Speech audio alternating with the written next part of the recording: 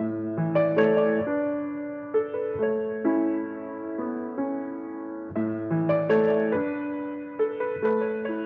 to the Principle Podcast. This is EksAyn Anderson, where we talk about the principles that govern everything and about the true principle giver, Jesus Christ.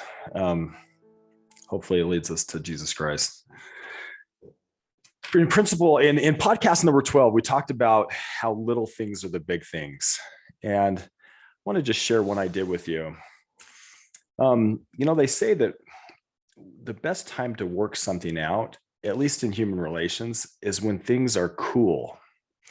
So you almost never are able to work stuff out when things are heated. So if you're in an argument and things are getting heated, sorry, you're on the wrong track. It usually waits to work until you get back to where you can talk rationally and calmly.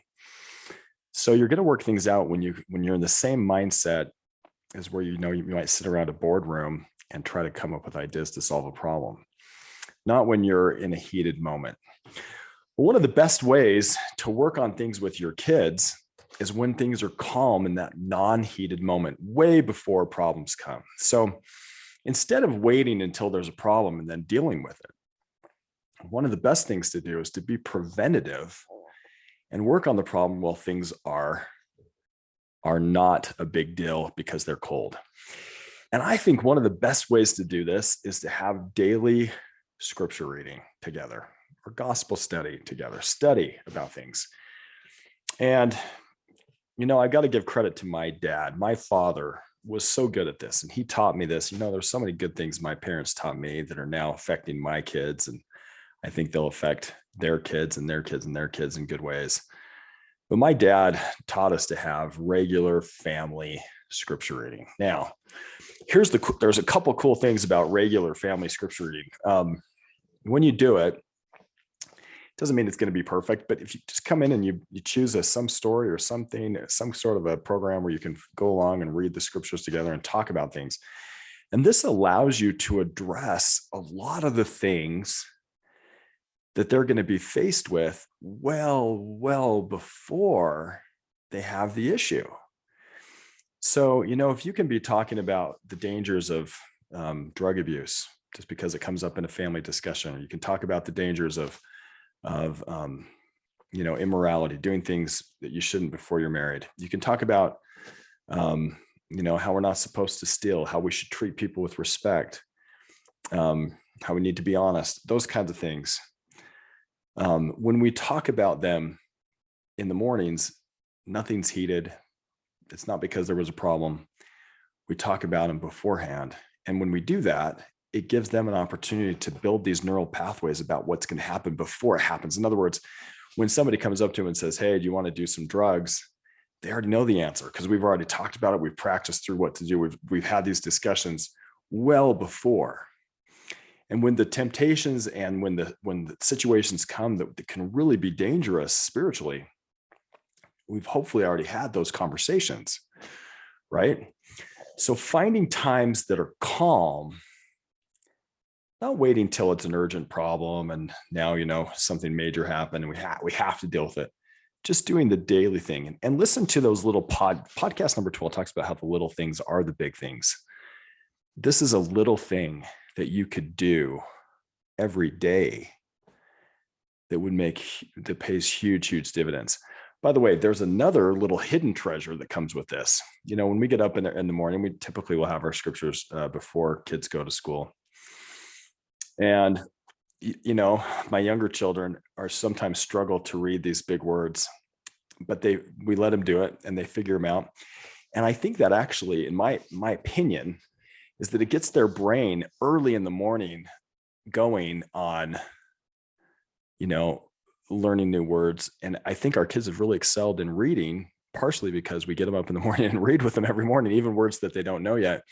And I think that language-rich environment is something that's really beneficial too. That's kind of a side note. Of course, the most beneficial thing is you can help them work out spiritually and mentally how to address certain issues. But there's these little hidden treasures that come along with doing things like this. And one of them is that they learn to read better too. And, I was talking to my brother who happens to be a smart guy and graduated from Harvard. And so just having kids in a language rich environment where they're hearing a lot of words, even if they don't understand them, is really, really beneficial to kids. And so even if you're reading, if you're reading scriptures in the morning and you're hearing words that maybe the kids don't understand, that's actually a good thing. It's okay. It doesn't always have to be dumbed down. You can read the real words, let them hear them, and do it daily. And like we talked about in podcast number 12 about how the little things are the big things, watch how it helps them. And you'll notice this, if you do this consistently, just carve out a time, if it becomes a must, like this is something we're going to do, period. I mean, we're just going to do it. And you do it every day, you will see kind of like, and we talked about in podcast 12, how the little tiny things start to pay off in ways you wouldn't even have thought about before. So I'm going to leave that. This is a short podcast, but I challenge you to just try it for a week or two.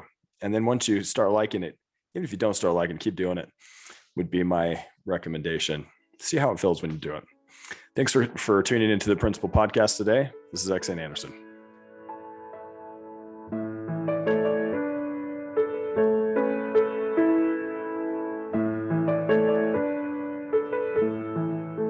Thank you so much for listening to the podcast today. So glad you joined.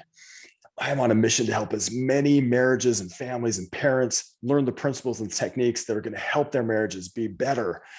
And one thing I know about you, there are so many of you listening right now that have tips, that have techniques, that if you would just share them with the community, it could help. So please share them with the rest of us. Share them with me. Would love to hear them. Like, comment, subscribe, rate, review. Let's do everything we can to help as many marriages as possible. I'm a huge believer that a wise man, Neil A. Maxwell, said, if we don't fix marriages and families, everything else we do will be like straightening deck chairs on the Titanic. I'm sure I didn't quote that right, but it was something to that effect. Let's go to the root of the problem and help marriages and families. Feel free to follow me on social media.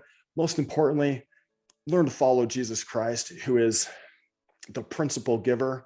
And let's share as much as we can with each other to make this a great community where we can help people. Thanks again for joining.